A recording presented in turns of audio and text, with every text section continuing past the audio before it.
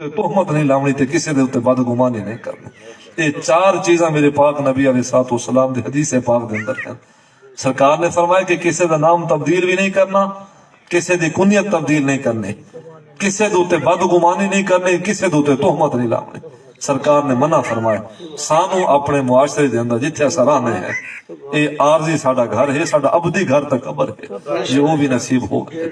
اب جملہ سماعت فرماؤ، عارضی گھر دے اندر اساں رہنے ہیں، سانو اپنے گھر دے باقی شریک لوگاں دا خیال رکھنا چاہیے۔ اے اللہ دیتا بھی ساڈے گھر دا شریک ہے پیا، محمد بخش بھی ساڈے گھر دا شریک ہے پیا، اور اسی طرح بشیر اور نذیر صاحب ہو گئے، یہ بھی ساڈے گھر دے شریک ہیں پہ۔